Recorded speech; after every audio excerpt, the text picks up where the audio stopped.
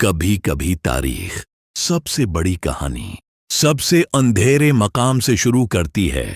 افریقہ کی سرزمین پر ایک بچہ پیدا ہوا جس کی آنکھوں میں خواب تھے مگر ہاتھوں میں زنجیریں۔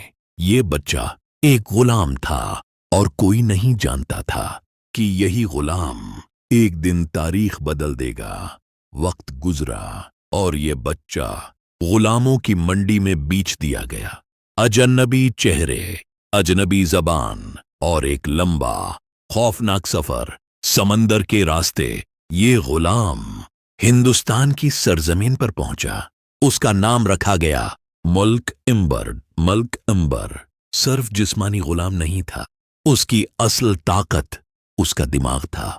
وہ راتوں کو چراغ کی روشنی میں نقشے دیکھتا، جنگی حکمت عملی سیکھتا اور خاموشی سے خود کو مضبوط بناتا رہا۔ وہ جانتا تھا طاقت تلوار سے نہیں، عقل سے آتی ہے۔ وقت نے کروٹ لی، غلام سپاہی بنا اور سپاہی سپہ سالار۔ ملک امبر دکن کی سلطنت میں ایک مضبوط فوجی لیڈر بن چکا تھا۔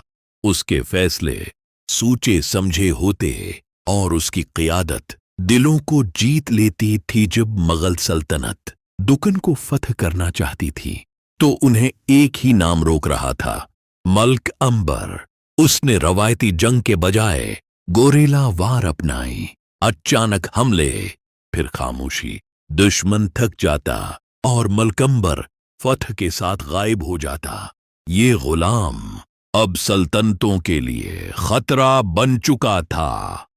مغل بادشاہ جہانگیر ملک امبر سے اس قدر تنگ آ چکا تھا کہ اس نے اس کی تصویر بنوا کر اس پر تیر چلائے۔ یہ غصہ اس بات کا ثبوت تھا کہ ایک سابق غلام بادشاہوں کی نیندیں حرام کر چکا تھا۔ آخرکار ملک امبر صرف سپہ سالار نہیں رہا، وہ حکمران بن گیا۔ نہ سونے کا غرور، نہ تاج کا نشہ، سادہ لباس، پرسکون چہرہ اور آنکھوں میں انصاف کی روشنی۔ ملک امبر کہتا تھا، حکومت تلوار سے نہیں، انصاف سے چلتی ہے۔